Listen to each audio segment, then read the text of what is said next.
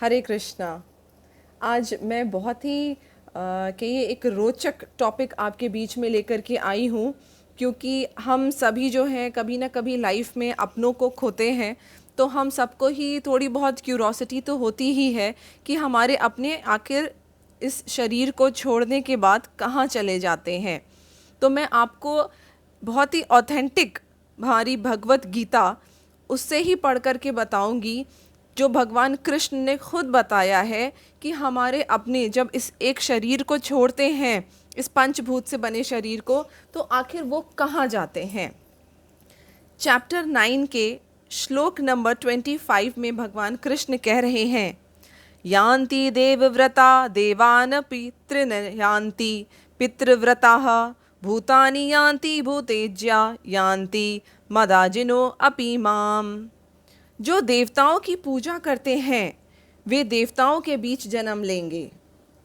जो पितरों को पूजते हैं वे पितरों के पास जाते हैं। जो भूत प्रेतों की उपासना करते हैं वे उन्हीं के बीच जन्म लेते हैं। और जो मेरी पूजा करते हैं वे मेरे साथ निवास करते हैं। इस बात से ये सिद्ध होता है कि हमारे जो अपने हम लोग जैसे बहुत आसक्त होते हैं अपने पूर्वजों में, कि मेरे जब हम बहुत बूढ़े भी हो जाते हैं तब भी हम अपने पेरेंट्स को कई बार याद करते हैं, या फिर हम अपने जो घर वाले होते हैं उनसे ही बहुत ज़्यादा जुड़े हुए होते हैं। तो हम उसी तरीके के लोकों में हमारा जन्म होता है जहाँ हमारे पितृ जा चुके हैं, या फिर हमारा जन्म हमारे ही घर में कहीं आसपास किसी के घर में दोबारा से हमारे कर्मों के अनुसार हो जाता है, अगर हम आसक्त होते हैं अपने जन लोगों में, आपस के रिश्तों में अगर हम आसक्त होते हैं। जो लोग देवी देवता की पूजा करते हैं तो वो उसी देवी देवता के लोक में जाते हैं। जैसे जो लोग देवी माँ की पूजा करते हैं तो अलग से देवी लोक है, जिस लोक में हमारी आत्मा जा कर के रह सकती है। जैसे शिव जी का एक अलग लोक है, अगर जो लोग शिव जी के उपासक होते हैं और मुक्ति की भी कामना रखते हैं वो लोग शिवलोक में जाकर के रहते हैं। लेकिन शिवलोक का एक रूल है, जो आत्माएं शिवलोक में जाती हैं वो वहाँ हमेशा नहीं रह सकती हैं, उनको वापस धरती पे आना पड़ता है। वैसे ही भगवान कृष्ण आगे बता रहे हैं श्लोक नंबर 21 में,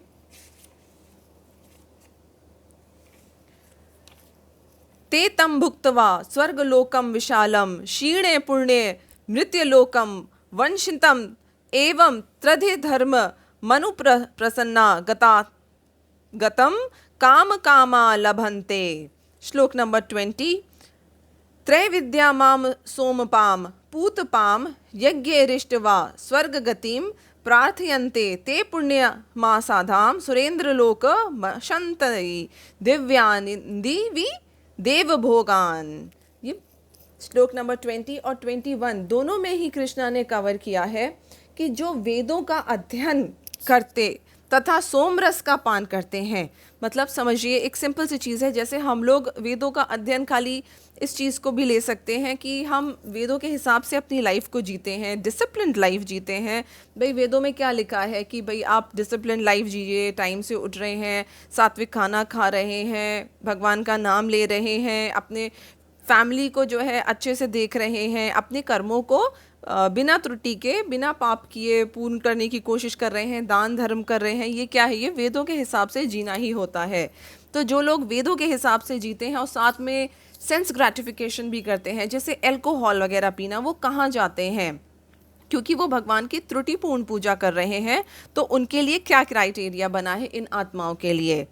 जो वेदों का अध्ययन करते तथा सोमरस का पान करते हैं वे स्वर्ग प्राप्ति की गवेषणा करते हुए अप्रत्यक्ष रूप से मेरी पूजा करते हैं। वे पाप कर्मों से शुद्ध होकर, चूँकि वो अल्कोहल भी पी रहे हैं, पाप भी कर रहे हैं, और लेकिन उन्होंने जो है वेदों के हिसाब से अपने जीवन को जिया है, तो अपने पाप कर्मों से शुद्ध होकर इंद्र के पवित्र स्वर्गिक धाम में जन्म लेते हैं, जहाँ वे देवताओं का सा आनंद भोगते हैं। लेकिन अब इसके साथ एक शर्त भी है कि जब वहाँ जाकर के रहते हैं स्वर्ग में, जो लोग कहते हैं, उनके वहाँ रहने के बाद आगे क्या होता है उन आत्माओं के साथ? भगवान कहते हैं चैप्टर 9 के श्लोक नंबर 21 में, इस प्रकार जब विस्तृत स्वर्गिक इंद्रिय सुख को भोग लेते हैं और उनके पुण्य कर्म के फल क्षीण हो जाते हैं तो वे इस मृत्यु लोक में, मतलब धरती पे, पुनः लौट आते हैं। इस प्रकार जो तीनों वेदों के सिद्धांतों को दृढ़ रहकर इंद्रिय सुख की गवेषणा करते हैं, उन्हें जन्म मृत्यु के चक्र ही मिल पाते हैं। मतलब हम जो कर्म कांड में बिलीव करते हैं, हम जो लोग, वो अच्छे से डिसिप्लिन लाइफ वेदों के हिसाब से जीने के बाद भी स्वर्ग तक जाएंगे एट मैक्स, और स्वर्ग से फिर से हमारा जन्म धरती पे होगा। अब श्लोक नंबर 3 पे आ जाइए। उसमें भगवान कृष्ण क्या कहते हैं? चैप्टर 9 का श्लोक 3।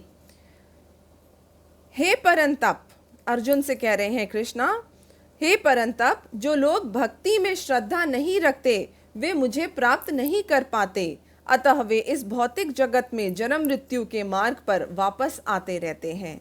कृष्णा ने भगवत गीता में कहा है कि जो लोग, कृष्ण कौन है? कृष्ण का एक नाम है मुकुंद। मुकुंद मतलब जो हमको मुक्ति दे सकता है, और मुक्ति का मतलब सिंपल सा होता है कि सिर्फ इस पंचभूत से बने शरीर से हमको छुटकारा मिल जाता है। हमारी एग्जिस्टेंस ऐसी की ऐसे ही रहती है, but in the form of soul, जिसमें आपको पेन्स जो हैं, डिजीज़ है, डेथ है, बर्थ है, इसकी सफरिंग्स नहीं मिलती है, बट दूसरे प्लैनेट्स पे आपकी एग्जिस्टेंस होती है।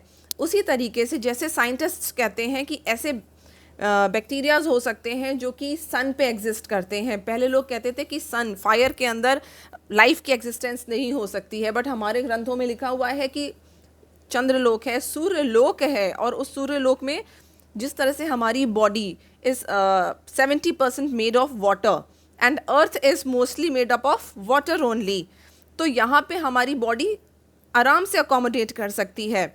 वैसे ही सोल के फॉर्म में देयर आर अदर प्लैनेट्स जहाँ पे हम जा कर के रह सकते हैं, बट जो शर्तें कृष्णा ने बताई हैं उनके मुताबिक हम जो है आपने अब जान लिया कि चैप्टर 9 में कैसे बताया कृष्णा ने कि कौन सी हम शर्तें पूरी करते हैं, किस हिसाब से जीते हैं, तो हम पितृलोक जाएंगे, स्वर्ग लोक जाएंगे, या अपने पसंद के देवी देवताओं की पूजा करते हैं तो उनके लोक चले जाते हैं। और अगर हम आसक्त रहते हैं अपने रिश्तेदारों में और हमारे अच्छे फल होते हैं, हमारे जो भी कर्म होते हैं उनके अकॉर्डिंगली हम अपने घर वालों के आसपास ही कहीं जन्म ले लेते हैं। या फिर जो लोग भगवान कृष्ण की मुक्तिदाता के रूप में पूजा करते हैं, निरंतर उन्हीं का ध्यान रखते हैं, तो वो भगवान कृष्ण के धाम चले जाते हैं और वहाँ से कभी लौट करके नहीं आते हैं, और सिंपली वहाँ एक फॉर्म में रिजाइड करते हैं और बस उसको मुक्ति कहा जाता है। हरे कृष्णा।